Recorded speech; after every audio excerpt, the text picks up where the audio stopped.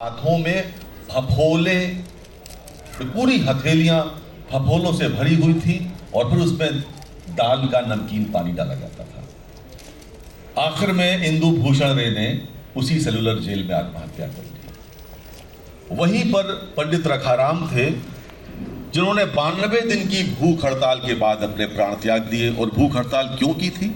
क्योंकि cellular jail में रखने वाले ये जो क्रांतिकारी थे हमारे, इन्हें आपराधिक मुकदमा दर्ज करके इनको अपराधी बनाकर वहां रखा जाता था।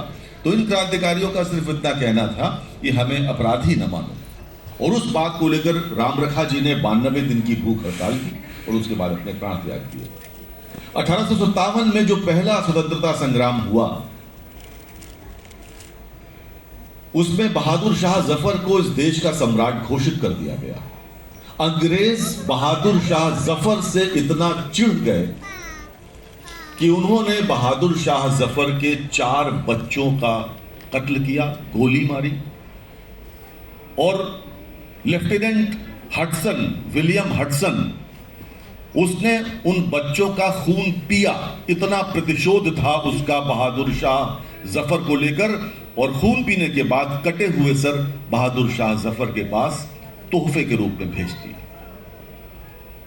2.5 लाख लोगों को पूरे भारत के गांवों के बाहर पेड़ों से फांसी दे दी गई थी, इसलिए ताकि भारतवासियों का मनोबल इतना टूट जाए कि वो कभी देश को आजाद कराने के बारे में, क्रांति की बात तो दूर, वो सोचना भी भूल जाएं। लेकिन दोस्तों, ऐसा नहीं हुआ।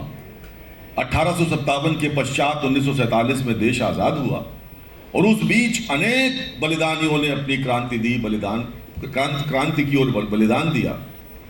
कोई फांसी पर चढ़ गया। और मैं आपको बताऊं, 7-8 क्रांतिकारी ऐसे थे उस जमाने में, जेल में जब इनको रखा जाता था तो इनका वजन करते थे।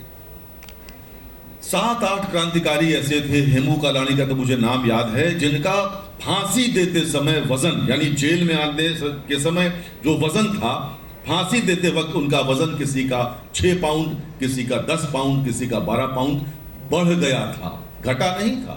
इसलिए बढ़ गया था कि वो ये मानते थे कि इससे बड़ा उपहार उनको क्या मिलेगा, देश के लिए फांसी के फंदे पर जा रहे हैं। तो ये आज का दिन उनको याद करने का दिन है, जो कहते थे कि मुख में वंदे मातरम है, तन में वंदे मातरम।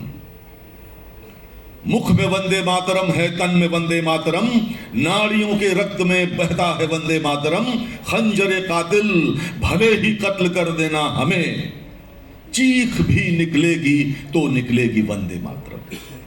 उन सभी क्रांतिकारियों को नमन करते हुए मैं नृत्य सोपान फाउंडेशन को बहुत बधाई देता हूं और आप सबको अपनी बहुत शुभकामनाएं प्रेषित करता हूं। बहुत धन्यवाद। मुझे यहां बुलाने के लिए, आदर देने के लिए आपको बहुत धन्यवाद। मैं आपका आभारी हूं। Thank you so much.